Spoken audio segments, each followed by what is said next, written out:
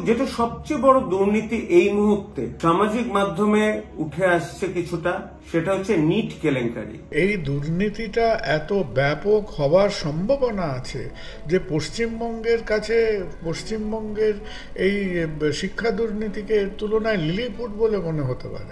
লোকসভা নির্বাচনের রেজাল্ট বেরিয়েছে, এখনো এক মাসও কাটেনি, তারই মধ্যে ঘটে গেল একেবারে উলাটপুরান কাণ্ড।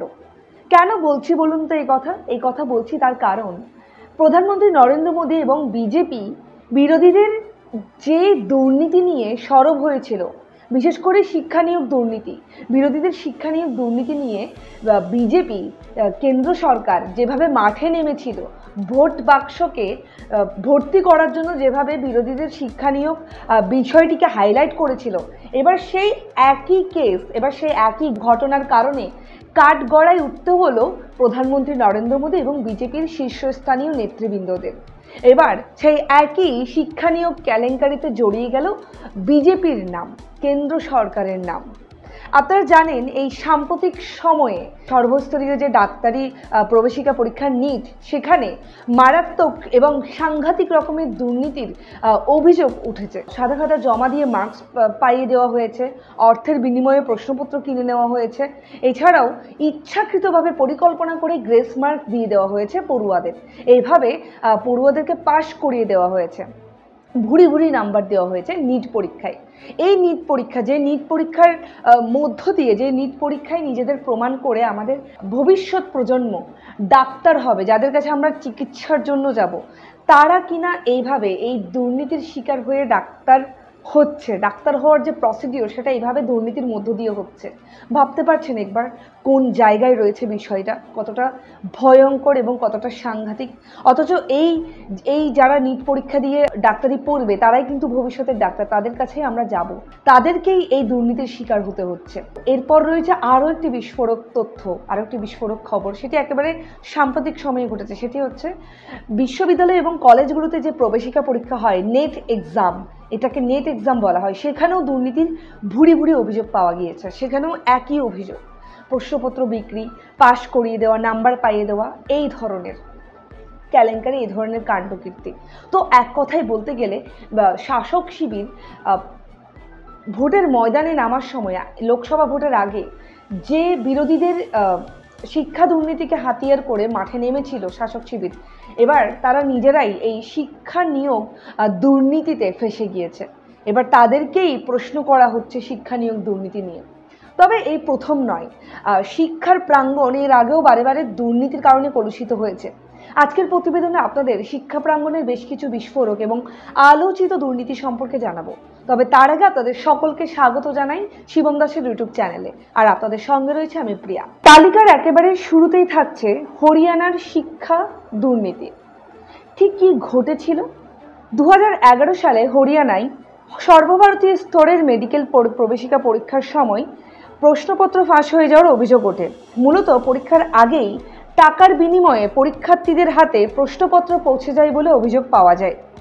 শুধু তাই নয়, পরীক্ষা কেন্দ্রের ভিতরে মোবাইল ফোন, ব্লুটুথ ডিভাইস নিয়ে পরীক্ষার্থীরা প্রবেশ করেছেন বলেও শোনা গিয়েছিল, এবং সেই সাথে পরীক্ষার হলের ভিতরে পরীক্ষার্থীরা ফোন এবং ডিজিটাল গ্যাজেট ইউজ করে অপর প্রান্তে থাকা ব্যক্তির কাছ থেকে পরীক্ষার যে উত্তর, সেই সব ক্ষেত্রেও সাহায্য নিয়েছিল বলে জানা যায়। এই বিষয়টি, এই দুর্নীতিটি এতটাই আলোচিত হয়েছিল, অবশেষে না পারতে এই গোটা পরীক্ষাটি বাতিল করে দেওয়া হয়। যেটা সবচেয়ে বড় দুর্নীতি এই মুহূর্তে সামাজিক মাধ্যমে উঠে আসছে কিছুটা, খবরের কাগজে উঠে আসছে, সেটা হচ্ছে নিট কেলেঙ্কারি। নিট হচ্ছে ন্যাশনাল এন্ট্রান্স এলিজিবিলিটি টেস্ট, যেটা এনটিএ, ন্যাশনাল টেস্টিং অথরিটি, প্রতি বছর মে মাসে করে এবং জুনের মাঝামাঝি রেজাল্ট ডিক্লেয়ার করে। এই পরীক্ষায় যারা পাশ করে তারা এমবিবিএস ডাক্তারিতে ভর্তি হতে পারে, অর্থাৎ আন্ডার গ্র্যাজুয়েটে ভর্তি হতে পারে। এখানে নিট রেজাল্ট বেরোনোর পর আমরা সবাই অবাক হয়ে দেখলাম, এক তো 720 নম্বর পেয়েছে 64 জন ছেলে, 719 পেয়েছে 2 জন ছেলে, যেটা ম্যাথামেটিক্যালি ইম্পসিবল। তারপরে একটা অদ্ভুত ব্যাপার আমাদের মাথায় আসে, যে নিটের রেজাল্ট 14ই জুন বেরোনোর কথা ছিল, সেটা কেন 4 জুন বেরোলো? এর পেছনে নিশ্চয়ই কোনো কারণ আছে, কারণ আপনারা জানেন লোকসভা ভোটের রেজাল্ট বেরোবে 4 জুন, মানুষ ওইদিকে তাকিয়ে থাকবে। আর নিট নিয়ে যারা নিট পরীক্ষার্থী এবং তাদের অভিভাবকরা ছাড়া খুব বেশি চিন্তিত থাকে না, সেদিন ভোট নিয়ে ব্যস্ত থাকবে। তো একটা চেষ্টা করা হয়েছিল নিটটাকে যদি রেজাল্টটা ধামাচাপা দেওয়া হয়। এটা কিন্তু সাধারণ মানুষ হিসাবে আমার মাথায় উঠে আসছে। এরপরে তালিকা রয়েছে রাজস্থানের সেনাবাহিনী নিয়োগের সময় পরীক্ষার প্রশ্নপত্র ফাঁসের কেলেঙ্কারি। সালটা 2014, সেই বছর রাজস্থানের বিকানের সেনায় নিযুক্তির পরীক্ষা ছিল। অল ইন্ডিয়া সেনা ভর্তির লিখিত পরীক্ষা শুরু হওয়ার কথা ছিল সকাল 10টা, কিন্তু প্রশ্নপত্র ফাঁস হয়েছে বলে খবর সামনে আসে। তাতে পরীক্ষা বাতিল হয় এবং 9 জনকে গ্রেফতারও করা হয়। এরপরেই তালিকায় রয়েছে উত্তরপ্রদেশের প্রি মেডিকেল পরীক্ষার দুর্নীতি। 2014 সালে এই দুর্নীতিটি হয়েছিল।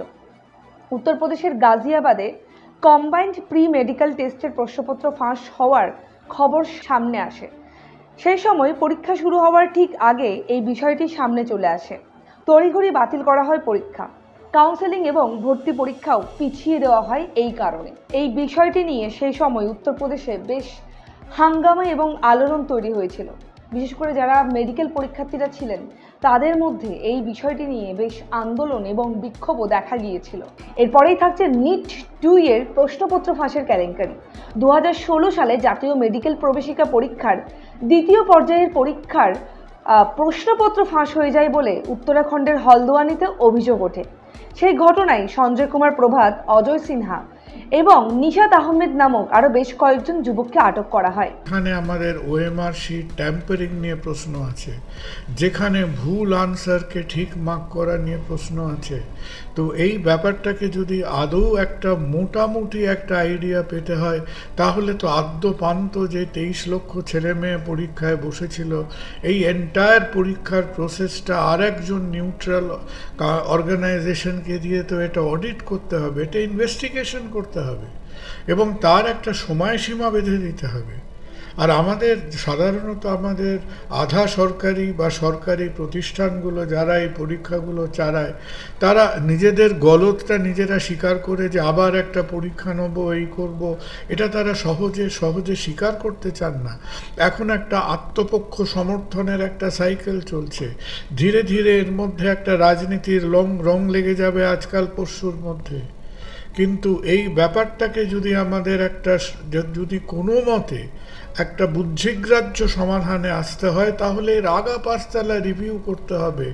যতগুলো সন্দেহ, এটা আমাদের এই যে শিক্ষা দুর্নীতির পশ্চিমবঙ্গে, যেখানে যোগ্য অযোগ্য প্রার্থীর বিতর্কে নিয়ে আমরা মাসের পর মাস কাটিয়েছি, আজকে এই 1500 গ্রেস মার্ক তুলে দিয়ে যদি আমরা মনে করি সব কাজ হয়ে গেল, তার মানে কি আমরা স্বীকার করে নিলাম যে 23 লক্ষ মাইনাস 1500 বাকি রেজাল্টগুলো ঠিক আছে?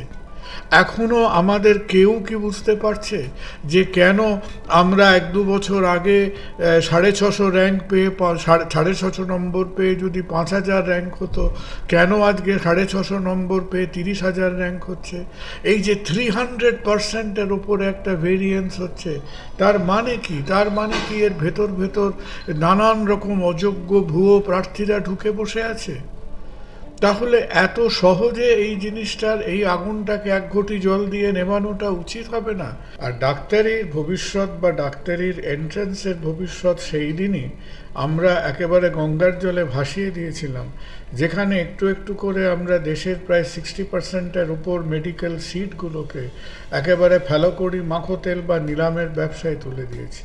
এরপরেই থাকছে পশ্চিমবঙ্গের শিক্ষা দুর্নীতি। পশ্চিমবঙ্গের অন্যান্য যে সমস্ত দুর্নীতি এবং কেলেঙ্কারি রয়েছে, তার মধ্যে শিক্ষা নিয়োগ দুর্নীতি অত্যন্ত আলোচিত এবং চর্চিত।